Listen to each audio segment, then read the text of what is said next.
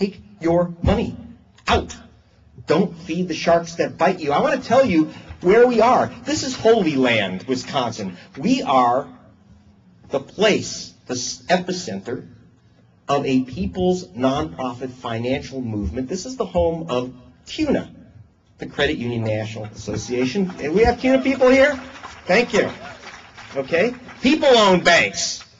Not for profit, but for people. Okay? If your money is in Citibank or Bank of America, for shame. No, don't feed the sharks. I'm speaking to one credit union CEO, the low-income credit union, who earns less than the CEO of Goldman. In fact, earns less than the CEO's chauffeur at Goldman. And she said, you know, over 80% of our people we loan to are below the poverty line. But we don't, and no credit union issues a subprime loan. Okay? Because, she said, we don't know any human who is subprime. Okay?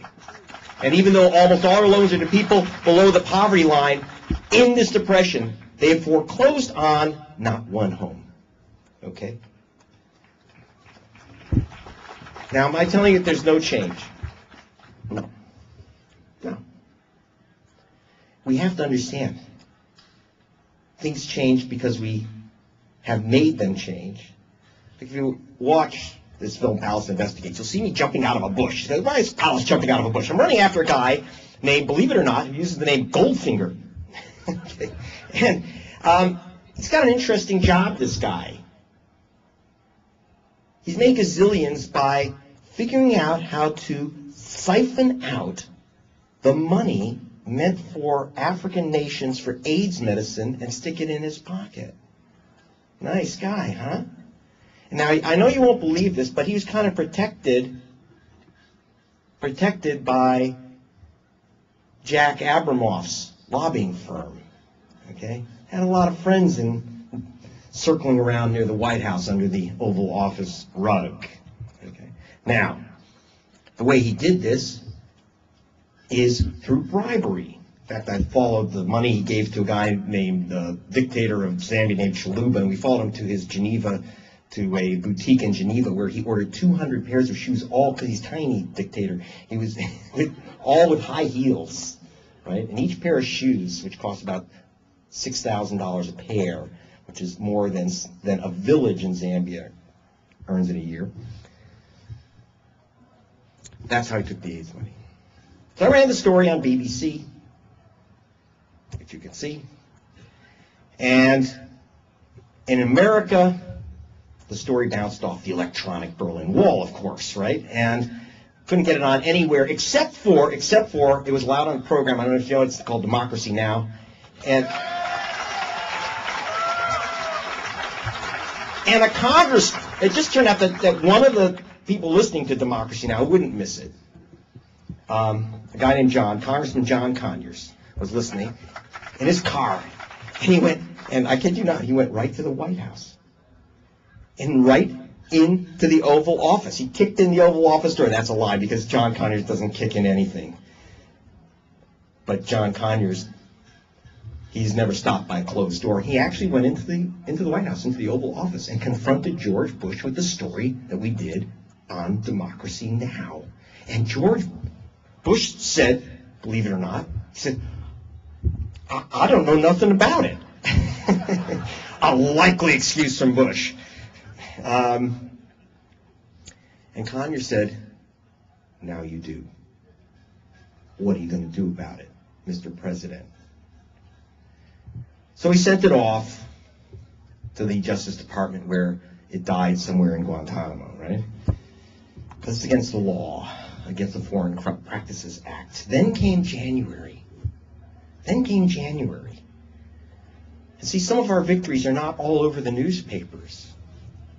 Some of our losses are not either. They're, under the White House rug. But there's tremendous pressure by groups in Europe, tremendous pressure on the White House by activists to do something about these vultures, these characters like Goldfinger. And we've just found out that the Justice Department has now opened 130 criminal investigations of foreign bribery by U.S. corporations, including an investigation of Goldfinger. Okay? That's change. That's an earthquake. And notice how it was done. It wasn't done because Obama thought it was a good idea. I mean, let's face it, he can do all the push-ups he wants. He has great pecs, but he's afraid of John Conyers, and he's afraid of who's behind him. In a way, they are afraid of democracy now. They're afraid of democracy. Let's keep them afraid, okay? In other words, it's not what they did, it's what we did. This Bob Fest, the theme of this Bob Fest, by the way, is hold them accountable, okay? Obama said, you can hold me accountable. But you know what? I got to dissent from that. I don't think we hold them accountable. That's not how it's done. We hold ourselves accountable, okay? Obama didn't decide to take on the health insurance companies and quote Wendell Potter. By the way, one more up for Wendell Potter. Giants walk this earth, okay? He didn't decide to quote Wendell Potter on the greed of the insurance company because that's what he felt, because that's what he wanted to do. It's because that's what we wanted him to do. He had no choice. Okay? Yes. Now, but what's happening? What's happening? You turn on the TV and you see a bunch of right-wing teabaggers who have accepted Sarah Palin and Billy Tozen as their personal saviors, and they want to unplug their grandma from the public choice of Medicare. Where are we? We don't know how to jam the meetings, hold up the signs, make our point. Okay. We haven't forgotten how to march. Obama is not the leader of our movement. We let him rise on our shoulders to the top, on a progressive anti-war movement. We created him, we elected him, he did not elect us. Now we can't lose that energy. As I was saying last night, it's like we brought this guy in a little home in that little box, a little kitten. Now if you take that little kitten, you leave him on I-94 and give him no direction, surrounded by the Larry Summers and all the other piranhas, he may start veering off in the wrong direction. So what we have to do is we have to take responsibility. Yes, Mr. Obama, I agree. We're not going to play the game anymore. Game's up. We the people are in charge again.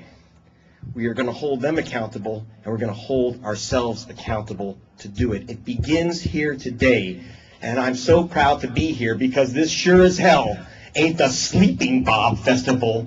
We're here to fight. We will. Yes, we can.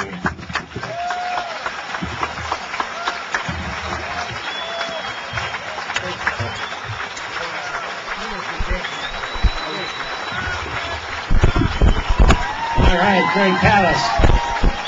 Very nice. That's what they look like.